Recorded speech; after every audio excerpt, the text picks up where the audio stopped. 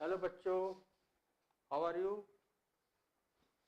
NEET aspirants 2024, right? Okay. तो कैसी तैयारी चल रही है आप लोगों की? अच्छी चल रही है? अच्छी चल रही होगी, चलनी भी चाहिए। और तैयारी हो भी चुकी होगी। थोड़ा सा मैं इसको मॉडिफाई कर देता हूँ, तैयारी हो चुकी होगी, राइट? फाइन। तो होनी भी चाहिए क्योंकि exam is knocking the door. तो your preparation should be on full swing. तो अब हमारी तैयारी हो चुकी, हमने जो पढ़ना था पढ़ लिया। और भी कुछ हमें हमें पढ़ने के बावजूद हमें से ऐसा लगता रहता है कि हमें और कुछ पढ़ना है, वो चलता रहेगा। लेकिन जो तैयारी हो गई, अब उस पर हमें फोकस करना है कि जो हमने तैयारी कर ली है इसको हमें एग्जाम में कैसे हम इसका बेस्ट दे सकें।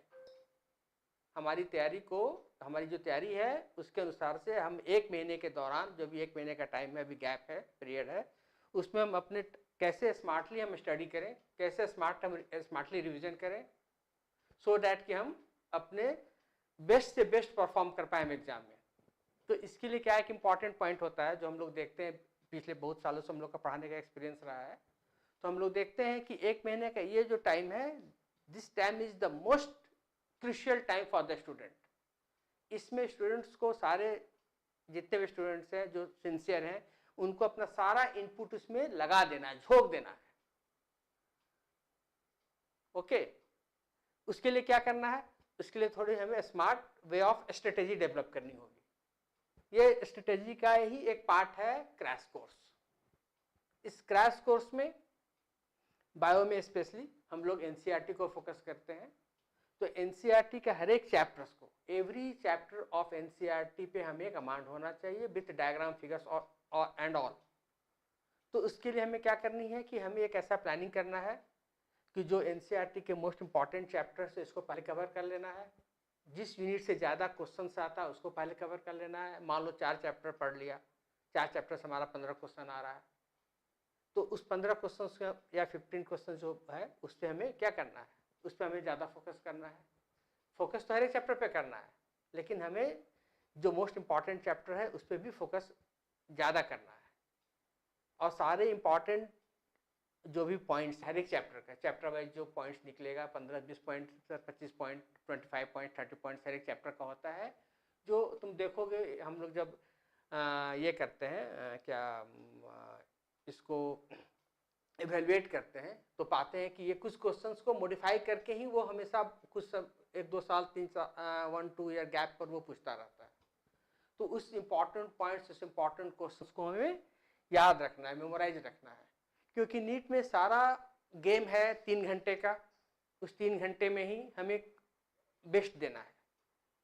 तो उसके लिए हमें कॉन्फिडेंट भी रहना है, अपने आप में कॉन्फिडेंस को जनरेट करना है। वो जनरेट होता है जब हम सारे चैप्टर्स को एक बार से फिर से रिविजन कर लेते हैं, इंपॉर्टेंट पॉइंट्स, इंपॉर्टेंट क्वेश्चंस को ध्यान में रखते हुए, सारे इंपॉर्टेंट पॉइंट्स को ध्यान में रखते हुए हर एक चैप्टर का, ईच एंड एवरी चैप्टर का हमें सारे इंपॉर्टेंट पॉइंट्स को ध्यान में रखना है। ठीक है, इसलिए हम लोगों ने नीट कोर्स, क्रैश कोर्स से स्टार्ट किया है। इस क्रैश कोर्स में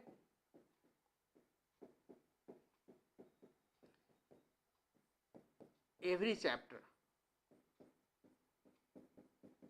का 25 to 30 इंपॉर्टेंट पॉइंट्स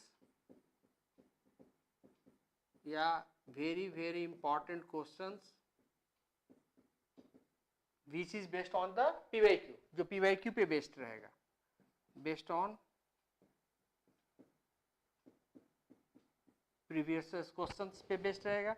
इसे हमेशा हमें ध्यान में रखना है। मतलब एक समझो कि एक तरह का तुम्हारा हर एक चैप्टर का 25 से 30, 25 to 30 इंपॉर्टेंट पॉइंट्स जनरेट कर लिया तुमने। तो जितने भी चैप्टर्स हैं इसको 25 to 30 पॉइंट्स को हमने इंपॉर्टेंट पॉइंट्स के रूप में डेवलप कर लिया, पूरा कंसेप्ट करते हुए। और ऑब्वियसली है कि जब हम लोग पढ़ेंगे तो कुछ ना कुछ तो डॉट्स होना ही है, स्वाभाविक है। अगर एक कहावत है कि नो पढ़ाई नो कन्फ्यूजन, लेकिन हमने पढ़ा है तो कन्फ्यूजन डॉट्स होना है, तो कन्फ्यूजन डॉट्स होना तो उसको भी क्लियर करना है। तो यहाँ पे क्या है, हमारा एक स्ट्रेटेजी है कि 1-to-1 इंटरेक्शन, डाउट को क्लियर करना है। इसमें क्या करना है, डाउट भी क्लियर करना है।